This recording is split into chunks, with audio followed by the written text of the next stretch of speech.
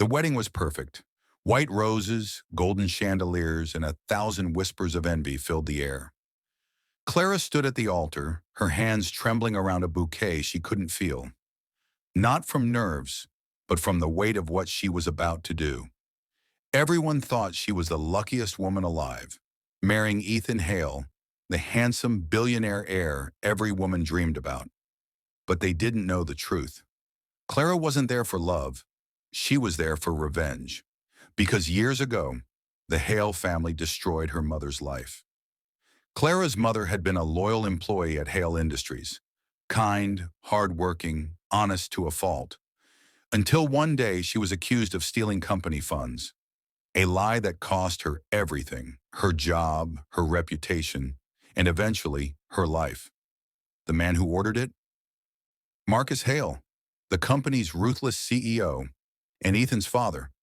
Clara was only 16 when she watched her mother crumble, and that day she made a silent promise. One day the Hales would pay. Years passed. Clara worked, studied, and rebuilt herself. Not as the broken girl from the suburbs, but as a woman the world would never see coming. Polished, smart, calm, and armed with one goal: destroy Marcus Hale's legacy from the inside. So when she found out the Hales were hiring a new executive assistant for their heir, Ethan, she didn't hesitate. She walked into that glass tower with her head high and her resume sharper than a blade. Ethan Hale was nothing like she expected. He wasn't arrogant or cruel like his father. He was kind, patient, and he smiled at her in a way that made her forget, for just a second, why she was there. She told herself it was just strategy: get close, gain his trust, and when the time was right, strike. But the more time she spent with Ethan, the harder it became to see him as her enemy. He treated her differently. He listened. He believed in her ideas. And when he said, "You're the only one I can trust," Clara felt something she hadn't felt in years: guilt. Months turned into a year. Ethan relied on her completely. He'd call her late at night just to talk, not about business, but about life. He confessed how his father's empire never felt like his own, how he wanted to build something real, something good. And one night, under city lights and champagne, he said the words Clara never saw coming. "Clara, I don't want you to just be my assistant. I want you to be my forever." Her heart stopped. This was the moment she should have walked away, but instead she smiled through the ache in her chest and said yes. The wedding came fast, almost too fast. And the night before, as Clara stood in her dressing room, she wasn't alone. Victoria Hale, Ethan's mother, stepped inside, her heels echoing like thunder. She looked at Clara with a smile that didn't reach her eyes. "I know who you are," Victoria whispered. "You think you can fool this family? You think you can take my son's heart or his fortune?"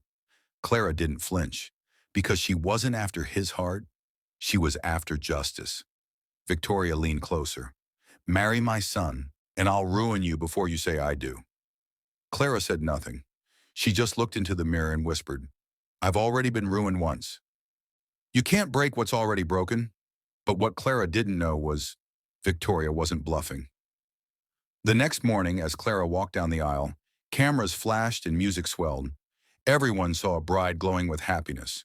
No one saw the storm waiting just beyond the altar. Because Victoria Hale had a plan. One final trick that would make sure Clara never became part of their family. And when the priest asked if anyone objected, someone did. A video appeared on the massive wedding screen, a leaked interview from years ago. It was Clara talking to journalists about corporate corruption, talking about exposing the Hale family. The room gasped, guests whispered, reporters stood. And Ethan just stared at her in shock. Victoria's voice cut through the chaos. "She's been lying to you, Ethan. She's been using you this entire time." Clara felt her world collapsing, but she didn't run. She didn't deny it, because for the first time she was tired of pretending. She turned to Ethan, tears in her eyes. "Yes," she said, her voice trembling. "I came here for revenge. Your family destroyed mine. I wanted you to feel the pain I felt every day of my life." Gasps filled the hall. But then I met you, she continued, and you showed me something I'd forgotten. Kindness, trust, love. And now, I don't know who I am without you. The room fell silent. Ethan's mother smiled coldly. You see? She admits it.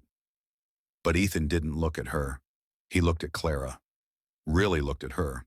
And then he said, maybe the only liar here isn't Clara. Everyone turned. Ethan's voice shook, but it carried across the room. My father built this empire on lies. You covered for him, Mother. You made sure the truth never came out. Clara just did what none of us had the courage to do. Tell the truth. Victoria's face went pale. Reporters rushed forward. The video kept playing. More files, more evidence. Everything Clara had gathered over the years. It wasn't just revenge anymore. It was justice. In the weeks that followed, Victoria Hale was investigated for financial fraud and obstruction. Marcus Hale's past crimes resurfaced, his empire crumbling under the weight of his own deceit. And Ethan? He stepped down from Hale Industries. He rebuilt it, not as the heir of a corrupt dynasty, but as a man determined to make things right. Through it all, Clara stayed by his side, not because she had to, but because she wanted to. For the first time, her heart wasn't full of hate.